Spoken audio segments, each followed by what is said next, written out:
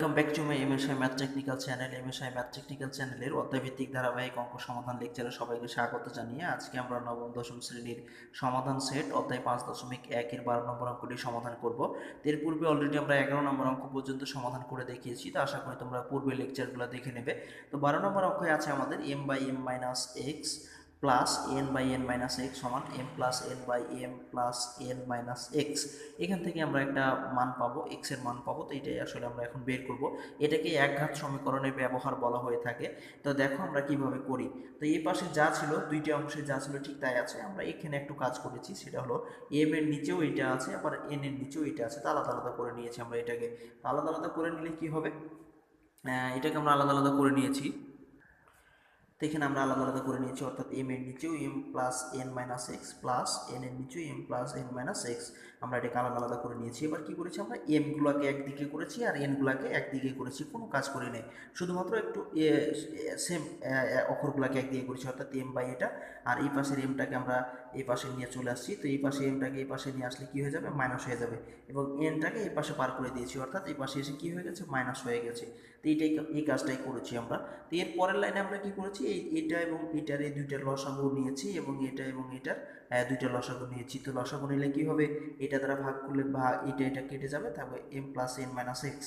এইটা দ্বারা আবার উপরের m এর সাথে গুণ হবে। তো গুণ করলে m square plus m n minus m X এ পর্যন্ত হবে। এবার এই মাইনাসটা আমরা এখানে দিয়েছি। এবার কি হবে, এটা এবং এটা বাদ হচ্ছে, ভাগ করলে এটা বাদ হয়ে যাবে, থাকবে কি m মাইনাস এক্স। এটা দ্বারা m এর সাথে গুণ হবে, তাহলে minus m square minus m square plus m x, এটা হয়ে গেছে। তো এরকম করে আমরা এই পাশেও কী করেছি, লসাগু নিয়েছি। দুই পাশে আমরা একই রকমভাবে লসাগু নিয়েছি। এখন আমরা দেখবো উপরে এখানে কি হচ্ছে, এখানে মাইনাস m স্কোয়ার, এটা প্লাস m স্কোয়ার কেটে যাচ্ছে, এখানে মাইনাস m এক্স, এখানে প্লাস m এক্স কেটে যাচ্ছে, আর এখানে n স্কোয়ার, এখানে n স্কোয়ার কেটে যাচ্ছে, এখানে মাইনাস n এক্স, এখানে প্লাস n এক্স কেটে যাচ্ছে। তাহলে এখানে থাকছে m n এবং এই পাশে থাকছে মাইনাস m n। এইটা আমরা এখন লিখে ফেলেছি। তো এখন আমরা এইটা লিখে ফেলবো। তো এটা কেটে গেলে আমাদের শুধুমাত্র এখানে থাকছে এম এন, এখানে আমরা এম এন লিখেছি, এখানে থাকছে মাইনাস এম এন, তো মাইনাস এম এন লিখেছি।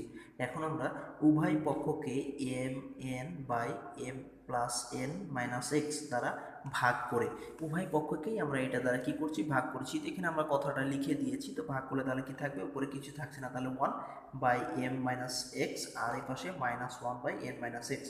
এখন আমরা এটাকে আর গুণন করে নিয়েছি। তা আর গুণন করলে কি হবে, উপরের সাথে নিচ, নিচের সাথে উপর। আমরা উপরের সাথে নিচ গুণ করলে এন মাইনাস এক্স, আর এটার সাথে মাইনাস ওয়ানের সাথে গুণ করলে মাইনাস এম, মাইনাস এম এসে প্লাস এক্স। এখন এক্সটাকে আমরা এই পাশে নিয়ে চলে আসছি। তো এটা এখানে আমাদের আগে থেকে মাইনাস এক্স ছিল, রেখে দিয়েছি, আর এই প্লাস এক্সটাকে এই পাশে নিয়ে আসলে মাইনাস এক্স, আর এনটাকে আমরা এই পাশে পার করে দিয়েছি। তো এটা প্লাস ছিল, এই পাশে এসে কী হয়ে গেছে, মাইনাস।